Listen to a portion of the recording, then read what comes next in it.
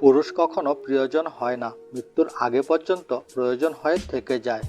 প্রয়োজন মেটাতে না পারলে সে কারো বন্ধু হতে পারে না। বয়স বাড়ছে, বন্ধু কমছে, দায়িত্ব বাড়ছে, আদর কমছে, চাপ বাড়ছে, সুখ কমছে। হ্যাঁ, এটাই হলো ছেলেদের জীবন। দায়িত্ব আর কর্তব্যের কাছে ছেলেদের সব স্বপ্ন হেরে যায়।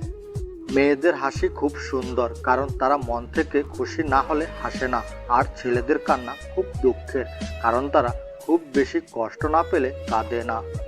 একজন ছেলে কখনোই হাউমাউ করে কাঁদে না, বরং তার কান্না হয় নিঃশব্দে, নির্ভীতে, যেন কেউ না দেখে, কেউ না বোঝে, কেউ না শোনে।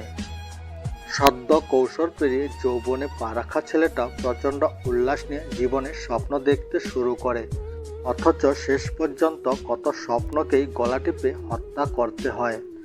মানুষ তার ভুল একসময় সব বুঝতে পারে, কিন্তু একটু দেরিতে, সব শেষ হয়ে যাওয়ার পরে।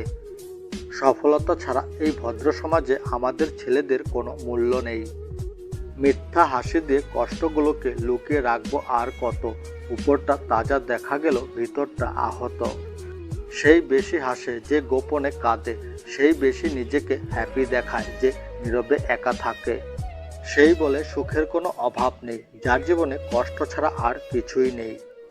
যখন ওর কথা খুব মনে পড়ে, তখন মনটা বলে ওর কাছে ছুটে যায়, কিন্তু পরে আবার ভাবি সে তো আর আমার নয়।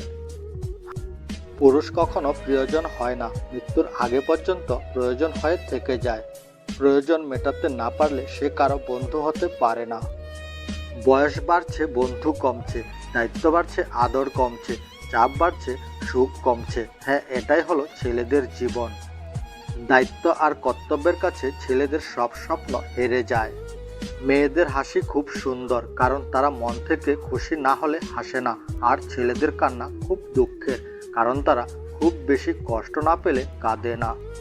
একজন ছেলে কখনোই হাউমাউ করে কাঁদে না, বরং তার কান্না হয় নিঃশব্দে, নির্ভীতে, যেন কেউ না দেখে, কেউ না বোঝে, কেউ না শোনে।